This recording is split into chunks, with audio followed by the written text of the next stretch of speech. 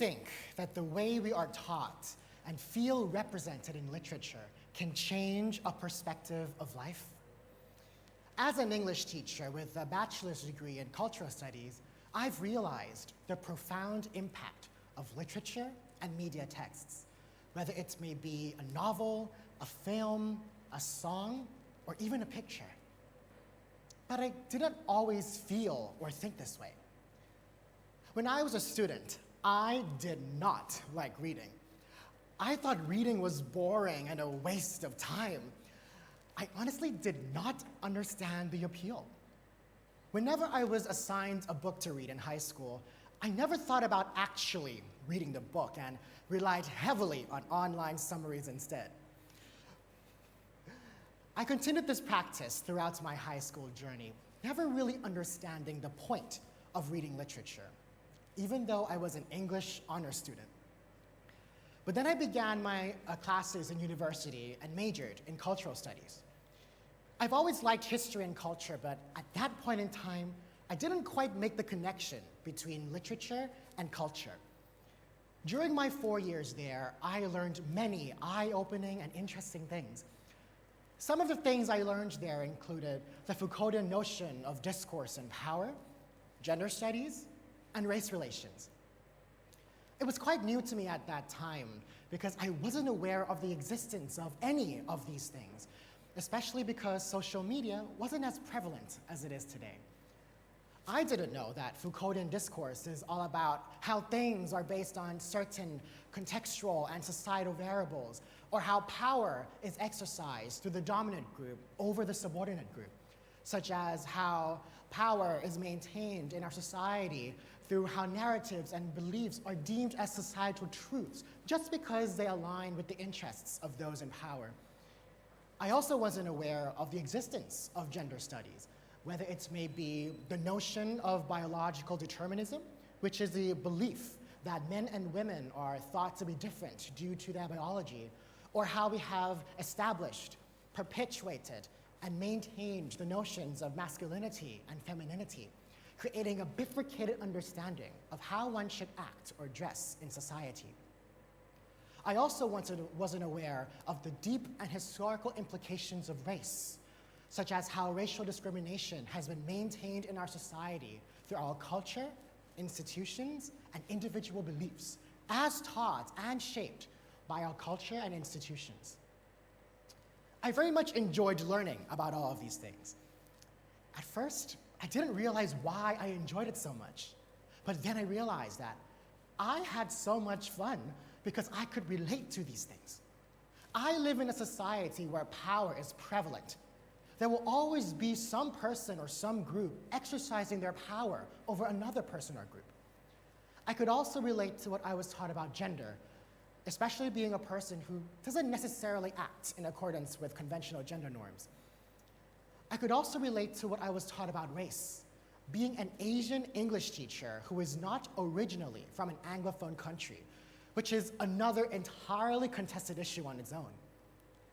This means that I started to care more about what I was studying because I could relate to it on a personal level. According to Freeman and Freeman in 2004, they found that Latin and Hispanic students in the United States felt more motivated to read if storybooks contained characters that represented their race and culture. This means that if students feel some sort of connection or relevance to what they are studying, then they will be more likely to continue studying it. In another study by Blankenship in 2011, they found that computer science college students in the United States felt excluded, with some even feeling offended if their race or gender weren't represented in textbooks. Similarly, a study by Al-Shankidi in 2019 revealed that one student felt that it was cool to be represented in their English language class in Saudi Arabia when a speaker had a regional accent. In this way, feeling a relation to what we learn can enhance our learning experiences. This is also supported by research conducted in the field of education, specifically in the English language teaching sphere. In the field of English language teaching, or ELT, there are 10 major factors when it comes to maintaining students' motivation in a classroom, with one of those factors being relatedness or personal relevance.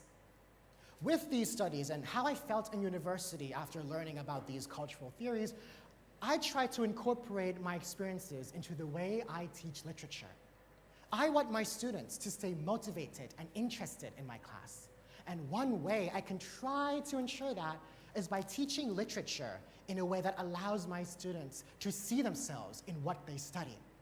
I want my students to feel a sense of belonging in my class, to see themselves as any character in any story that they read, and to ensure that their voices matter when we discuss these things, that no voice is left unheard. And when I was planning my classes, I realized that all of these things were already part of the curriculum, filled with hidden potential. For instance, the popular and polarizing To Kill a Mockingbird by Harper Lee is related to every single thing I mentioned.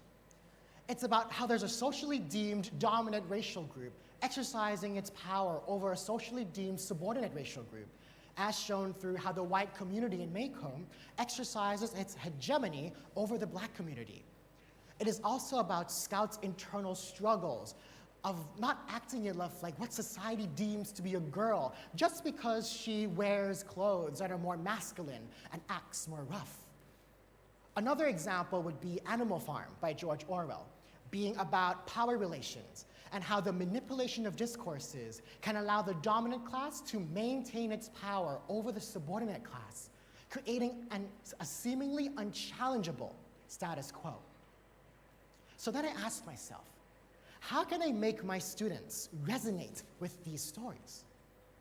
Then I realized that by incorporating cultural studies into the way I teach literature, I can help my students become and form a deeper, more meaningful, and reflexive understanding of literature and who they are in society, allowing them to connect themselves to the stories that they learn. If students were to actually read these stories and not rely on online summaries like I did, and then connect these stories to their own lives, then they will be able to become aware of pressing political issues, learn more about the world, understand nuance, and empower their voices. According to Oatley, reading literature creates fictional simulations that run on people's minds, leading towards the formation of sympathy. When these sympathies are formed, they can facilitate some sort of productive cognitive change that would allow people to understand others' experiences and perspectives as well as themselves. Imagine a student who is struggling to understand themselves in terms of their identity, reading a book about a character that goes through the same thing and then ultimately realizes who they are at the end of the book. That can help that student become more aware of who they are and come to terms with their identity. Another example would be how a student who does not understand the social and historical implications of racial discrimination can begin to understand those implications by reading a book that was written by someone who experienced those things. This could help that student become more socially aware, as well as understand the emotional, physical, and social scrutiny of experiencing those things. Because of this, allowing students to read, understand, and relate literature to their own lives can allow them to form a better perspective of life and the world around them, allowing them to connect these stories to their own lives, creating a more inclusive and empathetic learning environment that empowers their voices. By connecting students with literature and culture in this way, I hope that my students will feel encouraged to keep on learning, to feel motivated and interested in learning English, not just because it's a required subject, but because they genuinely feel interested. Literature, after all, is a window into different times, cultures, and ways of thinking, because literature is a product of human creation, being about struggles, hopes, dreams, and injustices. When my students read To Kill a Mockingbird, I want them to see themselves in Scout's confusion in relation to her gender display and realize the injustices in our world through the trial of Tom Robinson by connecting it to real-life instances. I want them to see the parallels of power in Animal Farm and in their own communities and analyze the exploitation and oppression of those who are not in power. By reading about struggles, hopes, dreams, and injustices, I hope my students can go and see how these dynamics play out in the real world. This will also help them to become more empathetic, understanding, accepting, and culturally aware, equipping them with the necessary skills to go out and live in a world that is increasingly diverse. We need to emphasize to students that accepting and respecting diverse and different perspectives is crucial in building a more accepting society. This means that literature isn't just for us to merely read or analyze in itself, but to connect it to the world at large.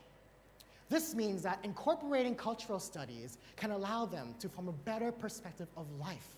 And by connecting cultural studies and literature in a way that connects fiction and reality, I hope my students can leave my classroom with a stronger sense of their place in society, of who they are, and to understand people around them and diverse perspectives.